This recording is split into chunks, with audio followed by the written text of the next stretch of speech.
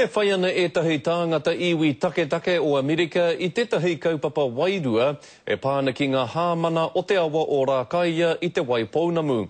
E mea nā rātou ki te taku karakia ki Aua Ika I runga I te whakaaro, nā rātou tonu Aua Ika rā. He whakaeke tuitui ana I nā honona tāngata I nā honona wairua.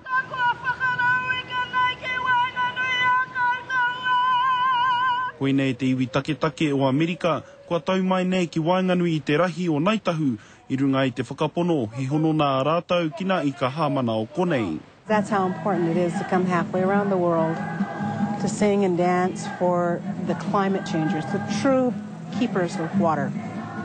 That's how important for future generations. This is our link to our life. I nā tau ki mua ka murua nā whenua o te iwi o Win Nimim Wintu ka whānako hia nā hāmana I a rātou awa. Ka mauria mai ki konei ki te awa o Rākaia kei tuatu o Tautahi. Kei te mimiti haere te maha o nā hāmana I tō rātou papakainga, kei te pērā hoki te heke o te tokomaha o tō rātou iwi.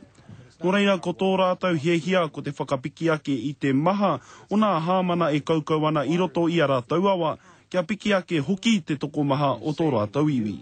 Eventually, that is the plan to reintroduce it into our rivers again, bring the salmon home, allow them to come back, and take care of the waters that they were taken from.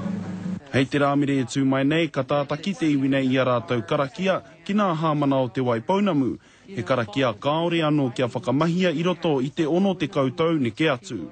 We've come here to greet those salmon because those salmon know who we are. And once they can, smell the wood of our fire, they're going to know that we still exist.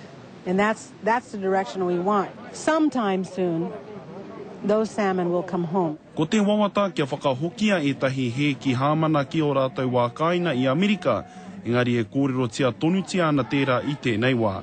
Rāpara tā whai, te karere.